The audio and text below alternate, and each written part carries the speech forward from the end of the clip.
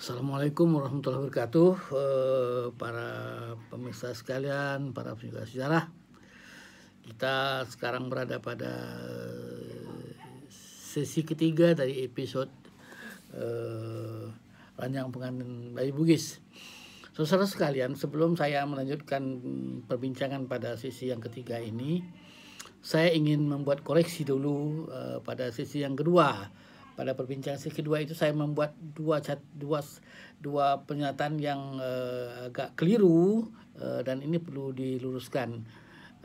Yang pertama mengenai masalah Sultan Mahmud Muzaffar Shah yang saya sebut sebagai mertuanya dari Sultan Abdurrahman Muazzam. Sebenarnya bukan mertuanya, yang itu datuk mertuanya, bukan mertuanya. Karena Sultan Mahmud Muzaffar Shah itu adalah ayah daripada ibunya Sultan Abdurrahman. Jadi mertua daripada bapaknya Sultan Abdurrahman. Bapak Sultan itu adalah Raja Muhammad Yusuf Ahmadi. Jadi bukan mertuanya tetapi datuk mertuanya. Bukan datuk mertua lah, datuk seperti itu. Kemudian pernyataan kedua yang juga keliru, yang saya perlu luruskan, bahwa tentang angkatan perang yang didatangkan itu bukan dari Melaka. Sebenarnya salah, karena waktu itu Melaka sudah berada di bawah kuasa Inggris. Jadi angkatan perang yang datangnya dari Batavia, dari pusat pemerintahan kerajaan Belanda pada waktu itu di Batavia. Sebuah angkatan perang yang diikuti oleh para trop dan lain, dan itulah yang jadi bukan dari Melaka. Waktu itu gubernur Melaka sudah tidak ada di Belanda, sudah tidak ada lagi Melaka sejak 1824 sudah berada di bawah kuasa Inggris. Jadi saya membuat kekeliruan, pernyataan yang keliru. Nah, itu saya koreksi dulu. Oke. Baik, selanjutnya kita akan masuk ke sesi ketiga ini. Saya ingin membincangkan juga tentang saya dalam episode yang kedua mengatakan bahwa Sultan Abdurrahman Muazzam Shah itu yang dimaksudkan Belanda itu bukan satu-satunya Sultan Kerajaan Riau Lingga yang dimaksudkan oleh Belanda. Sebelum itu ada Sultan lain yang sudah dimaksudkan oleh Belanda. Nah, Sultan lain itu adalah Sultan Mahmud Muzaffar Shah, yang datuknya dari sebelah perempuan, dari sebelah ibunya. Datuknya dari sebelah ibunya dari Sultan Abdurrahman Muazzam Shah, dan mertua daripada ayahnya. Nah, Sultan Mahmud Muzaffar Shah ini adalah satu juga sultan yang dimaksudkan oleh Belanda. Itu terjadi pada tahun 1857. Dan ini juga merupakan sebuah bentuk pembangkangan yang agak berbeda. Jadi kalau Sultan Abdurrahman Muazzam Shah itu membangkang secara keturunan, melakukan tindakan-tindakan politik, dan Belanda mencium gelagatnya tindakan-tindakan perlawanan kultural itu terjadi. Tapi kalau Sultan Mahmud Muzaffar ini, dia menyimpan sebuah agenda tersembunyi, sebuah keinginan tersembunyi untuk menyatukan kembali kerajaan Riau Lingga di bawah sebuah kekuasaan kerajaan kemaharajaan Melayu Riau Lingga. Nah, seperti saudara ketahui bahwa sejak terjadinya Perang Riau 1782-84, di mana Belanda memenangkan perang itu dan kemudian melakukan perjanjian politik, dan sejak itu kerajaan Riau Lingga itu berada di bawah kekuasaan Belanda secara politik, dan kerajaan Riau Lingga dianggap sebagai jajahan dari kerajaan Belanda. Nah, pada saat itu secara tidak langsung kedaulatan kerajaan Riau Lingga itu sudah beralih ke tangan Belanda. Ya. Ada satu pasal di dalam undang-undang, dalam perjanjian politik itu, dalam perjanjian antara kerajaan Riau Lingga dan Belanda itu, yang disebut sebagai negeri pinjaman. Jadi kerajaan Riau Lingga itu adalah negeri pinjaman daripada Belanda kepada Sultan Riau Lingga. Jadi kalau negeri pinjaman, jadi negara itu bukan punya kerajaan Sultan Riau Lingga lagi. Negara itu dipinjamkan oleh Belanda kepada Sultan Riau Lingga waktu itu ada Sultan Mahmud Riyad Shah. Walaupun Sultan Mahmud tidak mengakui dan dia tidak mendatangi perjanjian itu, tapi Belanda secara sepihak memperlakukan itu, menyebutkan bahwa kerajaan Riau Lingga itu adalah negeri pinjaman. Nah, negeri pinjaman inilah yang di dalam pemikiran Sultan Mahmud Muzaffar Shah yang masih muda, yang menggantikan ayahnya wafat yang masih terlampau muda, dan dia juga masih sangat muda sekali pada waktu itu, dan dia berpikir bahwa Belanda tidak boleh memperlakukan seperti itu. Dia ingin kembali menguasai, ingin kembali mengatakan, ingin mencabut kata-kata yang negeri pinjaman itu. Artinya mengembalikan kekuasaan kerajaan Riau Lingga itu seperti kerajaan zaman nenek moyang dulu. Arti seperti masa-masa sebelum Riau dikalahkan dalam perang 1782-84 itu. Dia ingin kembali seperti itu. Nah, pernyataan-pernyataan seperti itulah yang dia. Kalau misalnya Sultan Abdurrahman Muazzam Shah melakukan perlawanan politik dengan menggunakan bendera sebagai simbol, sebagai lambang perlawanan, kalau Sultan Mahmud Muzaffar Shah ini dikatakan dia sengaja membangun sebuah istana besar di Dai itu, di Lingga itu, istana dari batu dulu. Katanya istana ini mirip dengan istana Sultan Hussein Shah di Singapura, di Kampung Kelam.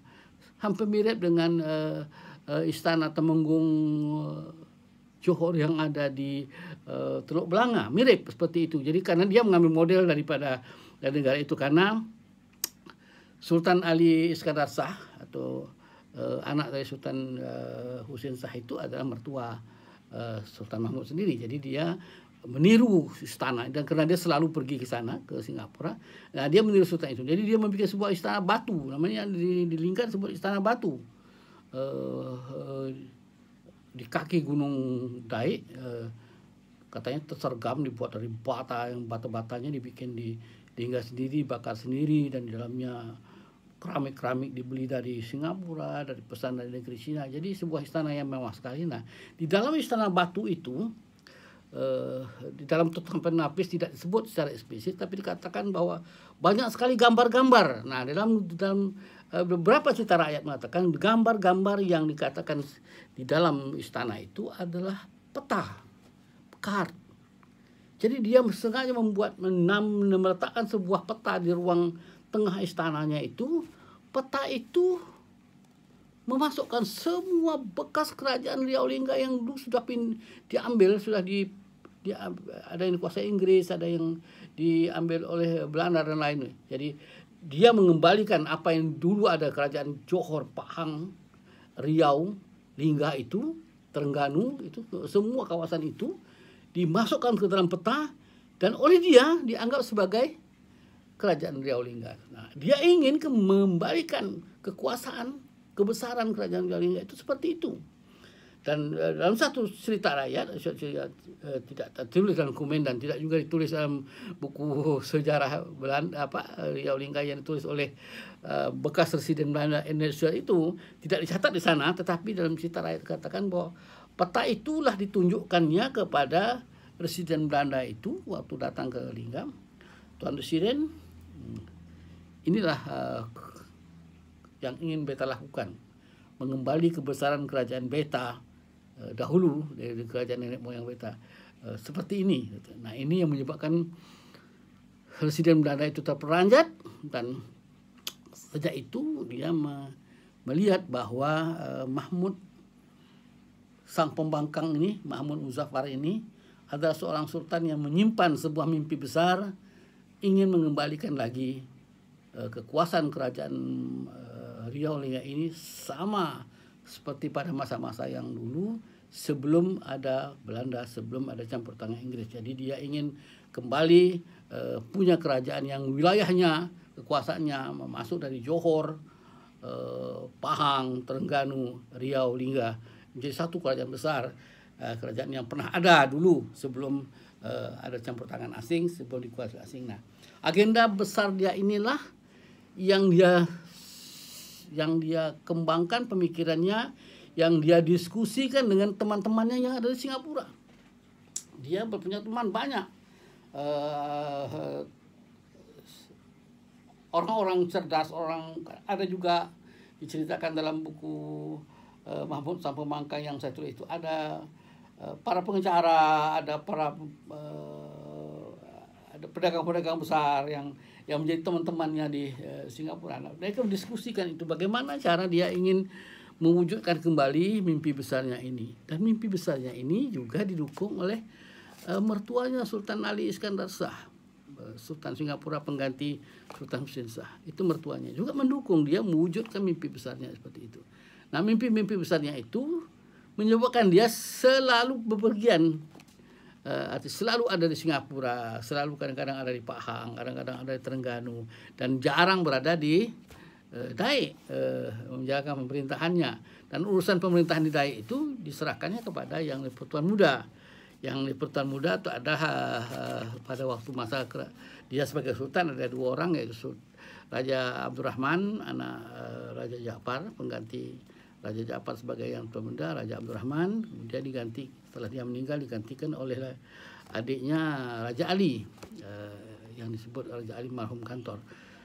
Nah, kedua yang di Persekutuan Muda inilah yang ditugaskan dia untuk menyelenggarakan pemerintahan, istilah di dalam Fathul Nafis atau di dalam buku disebut mengatur negeri, memakmurkan diri, mengurus negeri. Nah, dia sendiri selalu berada di Singapura, selalu berada di Johor Bahru, dan keberadaannya di sana adalah bahagian daripada sebuah skenario politiknya, sebuah mimpi besarnya untuk mewujudkan kembali kemaharajaan Melayu yang wilayahnya menguasai kembali Johor, Pahang, Riau, Lingga.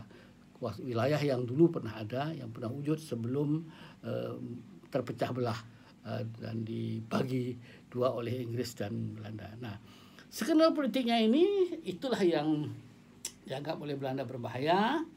Dan apalagi secara kekuasaan, dia ini sama sekali tidak mau tunduk di bawah perintah Belanda, tidak mau tunduk di bawah perjanjian politik yang sudah ada bersama Belanda, dan dia menginginkan agar keputusan dia itulah yang dilakukan. Nah, salah satu yang membuat Belanda sangat terganggu dan dianggap suatu pembangan yang waktu Raja Ali yang di Persekutuan Muda meninggal. Nah, waktu itu yang harus menjadi penggantinya sebenarnya harus adik Raja Ali yang namanya Raja Abdullah, putra ketiga daripada Raja Ja'far. Seharusnya Raja Abdullahnya yang akan mengganti. Nah, tapi Sultan Mahmud Muzaffar Shah ini mengatakan kepada Belanda dia tak menginginkan lagi ada jabatan yang di Persekutuan Muda. Dan dia kalaupun mau, kata dia, tapi orang yang mengatakan tidak lagi dari keturunan Bugis, harus ada yang adalah. Nah, ini tindakan-tindakan semacam tindakan-tindakan apolitis yang mengabaikan latar belakang sejarah itulah membuat hubungan dia dengan yang Persekutuan Muda, hubungan dia dengan Belanda menjadi tegang. Dan Belanda merasa sangat terganggu, apalagi dia sudah pergian ke Pahang, sudah memaklumkan ke Pahang, Terengganu bahwa dialah Sultan Kerajaan Riau Lingga yang menguasai kawasan-kawasan itu, dan menyebab ini pernyataan-pernyataan dia itu mengganggu Inggris, mengganggu Belanda, dan menyebabkan kedua penjajah ini bersepakat untuk menghadang mimpi besar Mahmud untuk membangun kembali Imperium Melayu Lam besar yang dulu itu agar tidak terwujud, agar tidak mengganggu eksistensi Inggris dan Belanda di kawasan Selat Melaka. Nah, inilah dijadikan alasan mereka untuk memakzulkan, sehingga dan Mahmud tidak takut. Ini dibuktikan dari pada waktu dia sedang berada di Singapura, di sebuah tempat sahabatnya Kursaci. Datang utusan dari residen Belanda dari Tanjung Pinang datang ke Singapura membawa surat dari Gubernur Jenderal Belanda di Batavia yang memutuskan bahwa dia dimakzulkan, dia menerima surat itu, membaca surat itu dengan tanpa ekspresi, catatan buku seperti ditulis oleh Ahmad Dahlan dalam buku Sejarah Melayunya atau dan catatan yang lain, dia dengan wajah muka yang tidak berubah sama sekali karena dia sudah tahu dia pasti akan diturunkan Belanda, akan dihadang keinginannya itu. Karena itu begitu datang dia bertanya, apakah beta harus membalas surat Gubernur Jenderal Belanda ini? Karena kata utusan Presiden Riau waktu itu, dia tidak perlu membalas, ya sudah, dia diam saja. Jadi kedua utusan itu pun pulang ke Tanjung Pinang dan dia tahu dia sudah dimasukkan dan sudah diturunkan dan dia sudah bersiap untuk melakukan perlawanan lain, dan salah satu perlawanan yang dia siapkan, dan itu artinya dia sudah merancang lama, bukan tiba-tiba. Dia sudah menyiapkan bahwa kalau dia diturunkan, kalau dia tidak apa-apa dengan Belanda, maka pusat perlawanan dia pindah dari Riau ke Retih. Di Retih dia punya seorang panglima besar namanya Panglima Sulung. Panglima Sulung inilah yang dia minta, yang dia harapkan untuk menjadi tangan kanannya untuk melakukan perlawanan terhadap Belanda. Karena itu dari Singapura, dari Pahang, setelah dia dimakzulkan, dia mengirim bantuan, uang, senapang, mesiu, makanan dan lain ke Retih untuk membiayai perang Retih melawan Belanda. Walaupun perang Retih itu akhirnya Panglima Sulung kalah dan dia tewas, tapi Sultan Mahmud Muzaffar Shah tahu bahwa risiko politik yang diambil dia dengan mewujudkan mimpi besarnya itu adalah dia harus berhadapan dalam bentuk senjata, karena memang pada waktu itu kekuasaan yang punya angkatan perang, yang punya senjata itu adalah pada panglima besarnya yang ada di Retih. Sementara di Daik mereka memang tidak punya kekuasaan apa-apa karena berada di bawah tekanan politik Belanda, dan yang punya angkatan perang itu tidak sultan. Yang punya angkatan perang itu adalah yang di Pertuan Muda. Nah, yang di Pertuan Muda waktu itu Raja Abdullah berada di bawah tekanan Belanda dan tidak dapat melakukan apapun, dan paling-paling dia menasihatkan pada Sultan Mahmud agar tidak melakukan pembangkangan seperti itu, tidak merusak perjanjian politik yang sudah ada, tapi sebagai seorang sultan muda yang pada waktu itu belum berumur 50 tahun, yang masih penuh dinamis, yang sudah dipengaruhi oleh pikiran-pikiran sahabat-sahabatnya yang di Singapura dan lain, selama di bawah pengaruh pikiran dia sebagai seorang sultan, seorang yang sedang menginginkan sebuah perubahan besar, keluar dari kesulitan yang dihadapi itu, menghadapi Inggris dan menghadapi Belanda. Nah, inilah kisah orang kedua. Orang pertama sebetulnya adalah salah satu sultan kerajaan Lingga yang juga dimasukkan Belanda. Jadi dalam sejarah kerajaan Riau Lingga ini ada dua sultan yang dimakzulkan Belanda, yang diturunkan Belanda dari tahta kerajaannya karena melakukan perlawanan politik, pembangkangan. Sultan Mahmud Muzaffar Shah yang pertama, dan kemudian yang kedua adalah cucunya Sultan Abdurrahman Muazzam Shah. Jadi memang dalam senarai sejarah, dalam senarai persemendaan Melayu Bugis, dalam persebatian politik antara dinasti Bugis dan dinasti Melayu ini ada satu bentangan sejarah, satu cerita, satu riwayat, satu kisah yang sama sekali tidak tertonjol, artinya tidak pernah didedahkan secara seakan-akan selama ini orang memahami bahwa tidak ada gejolak politik berarti di kerajaan Riau Lingga ini, tidak ada perlawanan apa-apa. Setelah perang Riau 1782-84 dan perang yang dipimpin oleh Raja Haji Fisabilillah itu berakhir dan Riau takluk di bawah kekuasaan Belanda, orang menganggap tidak ada perubahan politik sama sekali. Jadi seakan-akan kerajaan Riau Lingga ini sebuah makanan empuk Belanda. Apa kata telunjuk Belanda? Apa kata Belanda? Belanda mau seperti apa dilakukan? Tidak ada perlawanan. Tidak.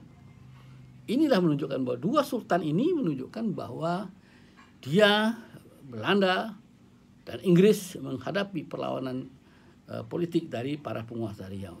Hanya saja karena mereka tidak punya angkatan perang yang besar, mereka tidak punya dukungan politik dari sekutu-sekutunya yang lain, mereka memang berakhir di bawah sebuah bisluit yang diturunkan dengan selembar surat keputusan. Begitu Belanda mengatakan turun sebagai sultan, maka mereka diturunkan, tidak punya kuasa. Tapi mereka bukan turun begitu saja, bukan tidak melakukan perlawanan. Bertahun-tahun, sampai bertahun-tahun. Jadi Sultan Mahmud Muzaffar Shah itu diturunkan 1757. 1857 dia diturunkan dari tahtanya oleh Belanda, tetapi sampai tahun 1864 dia masih melakukan perlawanan politik, dan bahkan dia sudah pergi ke negeri Siam, ke negeri Thailand, mencari dukungan politik dari Maharaja Siam untuk melakukan perlawanan. Dia menggalang dukungan politik di Singapura dengan para intelektual di sana, para pengacara politik di sana, dan mereka sedang merancang sebuah tuntutan internasional, gugatan internasional terhadap kekuasaan Belanda yang ada di Indonesia. Jadi ada perlawanan seperti itu. Jadi tidaklah benar bahwa kerajaan Riau Lingga yang takluk pada Belanda 1782-84 itu sejak itu tidak ada perlawanan sama sekali. Perlawanan itu selain yang dilakukan secara gerilya oleh Sultan Mahmud Raya Shah selama sampai tahun 1812 masih melakukan perlawanan, tapi para penggantinya terutama melalui Sultan Mahmud Muzaffar Shah dan cucunya Abdurrahman Shah, Belanda menghadapi perlawanan seperti itu. Demikianlah bentangan antara masalah-masalah yang kita diskusikan pada sisi yang ketiga ini, pada perjumpaan yang ketiga ini. Mudah-mudahan ada gunanya, paling tidak membuka sebuah cakrawala pemikiran bahwa perjalanan sejarah Kerajaan Riau Lingga ini sebuah perjalanan sejarah yang penuh warna, penuh dinamika, dan juga penuh perlawanan politik yang dilakukan oleh para penguasanya, para pembesarnya, dan mereka gelisah. Dan faktor pertama dalam masa-masa itu persoalan penting, persoalan yang paling menonjol, yang paling tidak disukai, tidak diinginkan oleh para penguasa kerajaan Riau Lingga itu adalah kalimat satu klausul di dalam perjalanan politik itu, bahwa kerajaan Riau Lingga itu adalah negeri pinjaman dari kerajaan Belanda. Artinya Riau Lingga itu dipinjamkan oleh Ratu Belanda kepada Sultan Riau, dan negeri pinjaman apabila melakukan perlawanan, apabila membangkang, maka negeri pinjaman itu akan diambil kembali dan rajanya akan diturunkan. Begitulah tragedi politik yang terjadi pada masa kerajaan Riau Lingga, untuk pengetahuan kita bersama. Dan terima kasih. Assalamualaikum warahmatullahi wabarakatuh.